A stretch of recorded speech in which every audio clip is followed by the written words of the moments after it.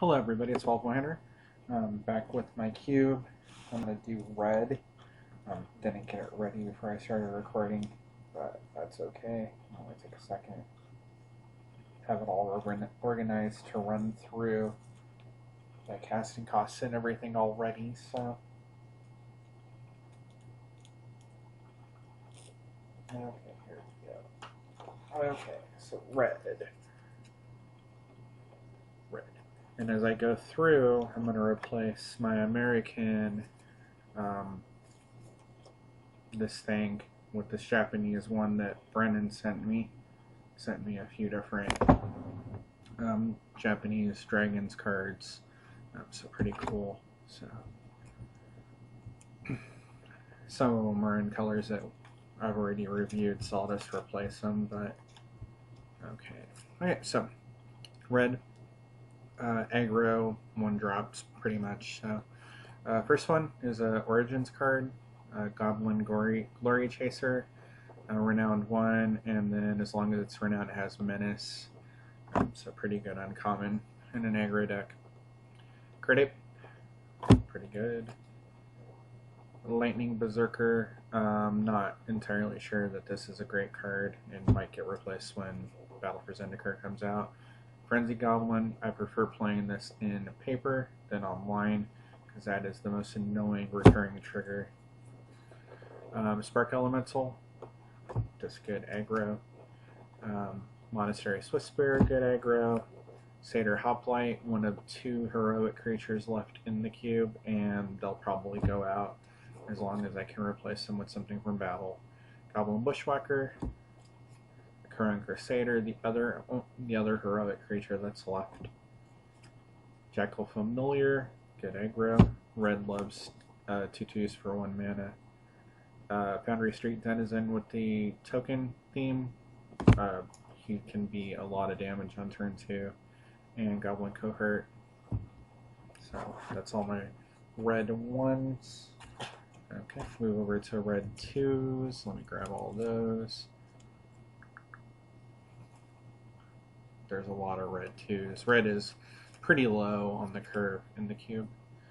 Another Origins card, Majoring Bully Prowess, attacks each turn if able. Wish it had haste, that's kind of a drawback. 10th Street Hooligan for a little red artifact kill on a stick. Stormblood Berserker, of course, just a super good card. The Bloodthirst 2, and it's got Menace. Firefist Striker, Battalion, and when he has Battalion, he has Menace. So a 2/1. Goblin War Driver, Battle Cry, 2/2 for 2, so it's a bear. Bogradar Lancer, it's got Bloodthirst and Flanking. One of the few flanking cards because it's from Time Spiral block. Whenever a creature without flanking blocks this creature, the blocking creature gets -1/-1. So it's kind of like a weird form of like a first strikey ability. Mog War Marshal, just effective creature and token production. Calvin Marauders, again, if you're familiar with Pauper and red, it's a good red Pauper card. Mardu Scout, I like him, so he's probably going to be in for a while. Lightning Mauler, I've been a big fan of this card ever since the last time Silverblack was up and running because it was during Innistrad Return to Ravnica block, and Burning Tree Emissary into him on turn 2 is 4 points of damage, so pretty good. A lot easier to pull off and constructed, of course. Hellspark Elemental, Borderland Marauder. This is a card that, like a lot of M15 cards that didn't see a whole lot of play, but is pretty good. Horde Ambusher. This is the one. Yeah, this is one of 2 of these guys that you flip, reveal a card of the color to flip to unmorph. And red has a target creature can't block sub theme because Wizards has been doing that, so I like it. It's kind of tempo-y. So Young Pyromancer, of course, really good. Again, you can draft your deck around him. Kiln Fiend, another kind of build around. Played a Geopede, I think the only other landfall card. Pretty decent. And last two is Everflame Eidolon. So it's got the Bestow with the fire breathing attached. Bestows for 3, which is one of the lower bestow costs. Okay, so over to 3s. Okay. Got my 3s. Okay, Thopter Engineer. I love the Thopter producers from Origins. So 1 3 for 3 with the 1/1 flying, and artifact creatures you control have haste. Acolyte of the Inferno, like Ashmouth Hound on crack. He's got Renowned. So either you block him and lose your creature, or you let him through and he becomes a 4/2. So not really profitable either way for your opponent. Gepardero Gearcrafter. I think we're going to end up on Garapu at some point in the near future. We're going to go to Chandra's homeland, and I hope to see a lot more of this type of effect, especially at common.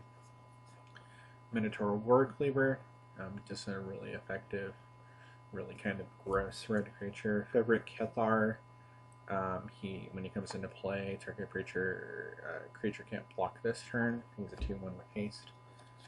Blood Ogre, just an effective red Bloodthirst guy. Blazing Blade Ascari, another times for all block flanking creature, and that's basically why he's in the colorless thing. I don't think will come up all that often. Times for all had all the nostalgic crap cards in it, so. Kragma Butcher, he's got Inspired, but since his Inspired is just untap and he gets +2/+0, you attack with him once as a 2/3 and then he becomes a 4/3 for the rest of the game. And I mean, that to me is pretty decent. So, okay. And then the last one is Archetype of Aggression. So all of your creatures gain trample, and then all of your opponent's creatures lose trample. Again, with the archetypes, I'm not impressed with either of them. They're only the white and red are in, and they're probably going to go as long as Battle for Zendikar gives me anything to replace them with. So, okay, so over to 4s in red. Red has probably the lowest curve, so there's not many more creatures left. Mardu Heartpiercer. It looks like Flame Tongue Kavu, but I've yet to see it get triggered. When Mardu Heartpiercer enters the battlefield, if you have to raid, it deals 2 damage to target creature or player. That seems like it would be good, but it might just be too much setup. Artarkara Freet. If you ever Megamorph him, he's a 6/2 and he deals 1 damage to target creature or player.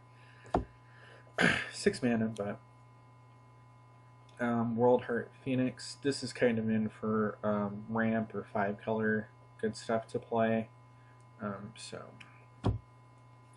Robobuilt Malka. Not a whole bunch of Blood Rush in, but I think this one's particularly good as a Blood Rush effect. Maybe not as a creature, but I guess you would play it. Blaytest Spore. This should probably be the Menace guy, or I should probably get the Menace guy, but I didn't do it on the update, so I'll probably grab one. And Vault Breaker, another target creature can't block. This one has dash of 3, so you can continuously lock down like a control player who has just a few creatures or something. And then the last set of red creatures are the 5-drops. So Gathan Raiders. Not that Hellbent is really a theme here, but I like the discard. It allows like Grixis Delve or something like that. Glare Wilder, another creature that can't block, or he can make up to 2 target creatures not be able to block. He's 5 mana for a 3/1, so you probably will evoke him quite often. Slash Panther, red's only Phyrexian mana, but I mean 4 mana for a 4/2, pretty decent. And Skargan Firebird, again, like red-green ramp, needs creatures, unfortunately, that are kind of beefy, and when you play only commons and uncommons, you don't get a lot of good ones. And that one was a rare that got downgraded into Modern Masters 2. So I think it actually is a kind of on the better end. One casting cost instants now. So first one is Mr. Burst Lightning. Don't ever pass that, or don't ever take that over a Tarmogoyf. Come on, guys, it's a common. Or I said that completely backwards. It's late. I just got done working on proxies and altars for like 2 hours. So if your deck needs this, take this over a Tarmogoyf. That's all I'm saying. Titan Strength. This got reprinted. This one's from Theros. I like this card since like the preview for it. Really effective, and the scry is really nice. Lightning Bolt, except no substitute. Just a super effective spell, as everybody knows. Coordinated Assault. This will probably go when the heroic creatures go. Just simply because I don't like tricks like this. I don't like, you can build your deck around that type of stuff, but it just seems really incidental when you only have one copy or something like that. So, twos. Tamer Battle Rage. This is the type of trick that I actually do like. Lots of ways to enable it in a lot of the different color combinations, so really good. Magma Jet, effective burn, Scry 2, the whole package. Lightning Strike, 2 mana for 3 damage, kind of Red's modus operandi now. Ancient Grudge, some artifact removal for red. Incinerate, that's got the can't be regenerated clause on it. They don't print anymore. Fall of the Hammer, little red-green removal. Searing Blaze, landfall. I think the only landfall spell probably. Twin Bolt. Give me 1 sec.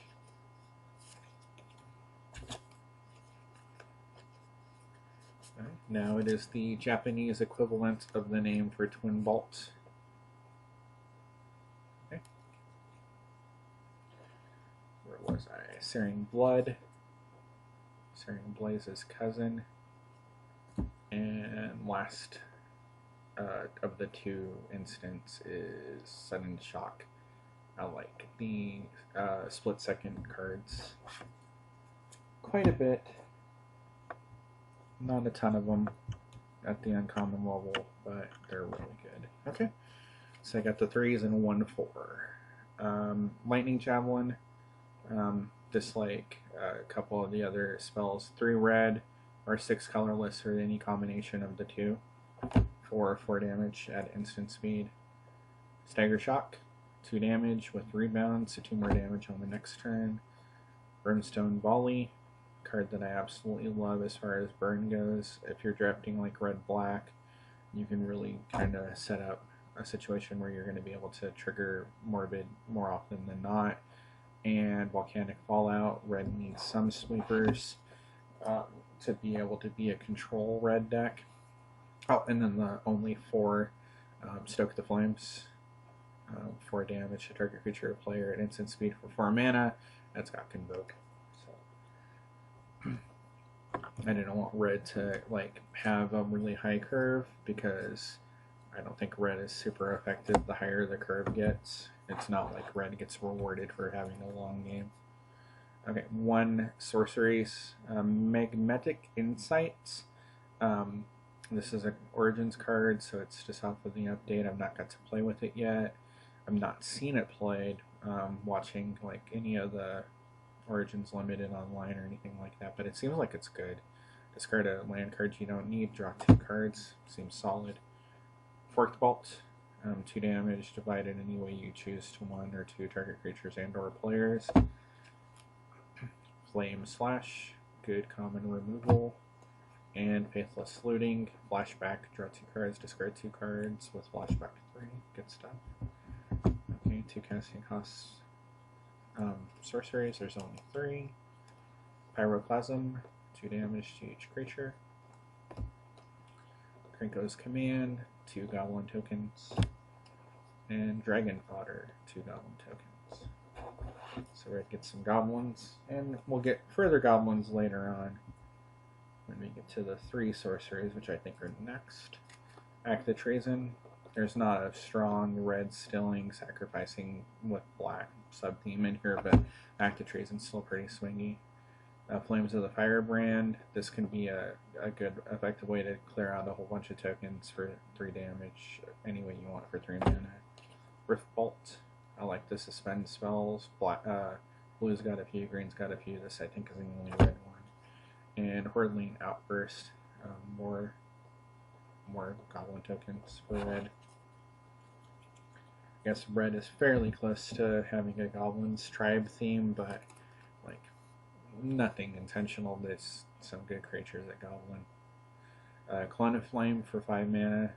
1 damage to one thing, 2 damage to another, 3 damage to another for 5 mana. So it's 6 damage for 5 mana split up. So Flurry of Horns. These excellent token producer. Okay, so over to enchantments. Red has some enchantments, and this count will probably be altered again when I cut the heroic creatures completely from the cube. Hammerhand. I like that from M15. And Dragon Mantle. I really like that from Theros blog.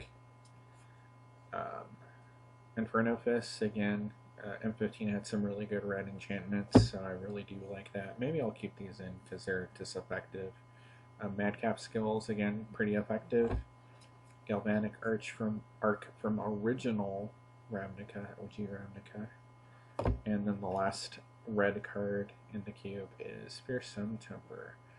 So I do like that because it's got the built-in target creature can attack. I think I've got wrecked by that in limited a few times. So it's not having enough blockers to deal with one creature coming through or tapping out stupidly. So, but that's it. That's red.